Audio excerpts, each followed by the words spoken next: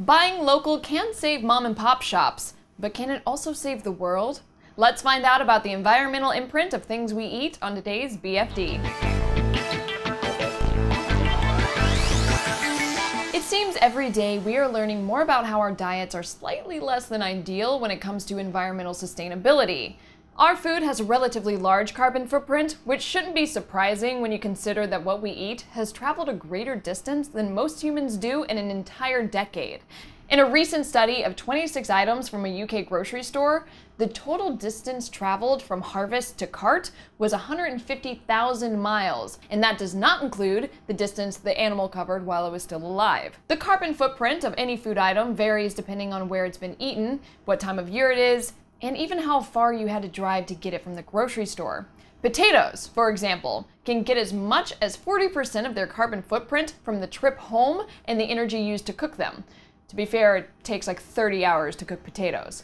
Beef, cheese, and pork are all great examples of high carbon footprint foods, with emissions up to 10 times greater than things like green vegetables and potatoes.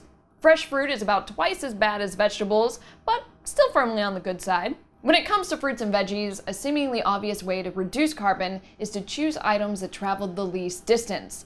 Air travel is exceptionally carbon intense and necessary for fruits and veggies that can't be frozen and go bad quickly. Bananas actually have a surprisingly low carbon footprint, mostly because they can be transported slowly. So simply measuring your produce's food miles may not be the only or most effective way to judge its carbon impact, but it is, in the broadest strokes, somewhat of a guideline. Eating produce out of season also greatly increases its carbon footprint, and if we all just make an effort to just eat things while they're in season, we can drastically reduce the problem. Another way to judge the eco-impact of produce is pesticide use. Pesticides have a carbon footprint of their own, but they also pollute waterways and cause reproductive problems in animals. Spoiler alert, humans are animals.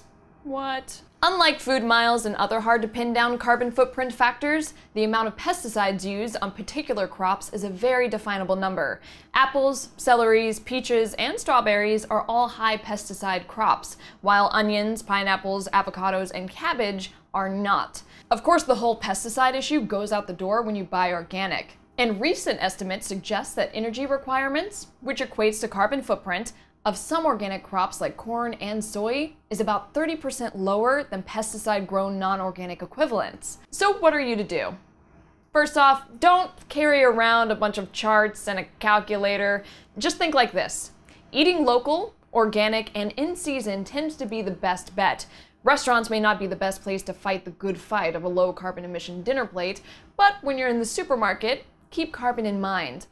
No one is asking anyone to be perfect, but at least thinking about it and making what small changes you can will do your part. If you'd like to take action, you can click the link in the description below to help promote organic farming over big industry agro. For BFD, I'm Marisha Ray, and don't forget to subscribe.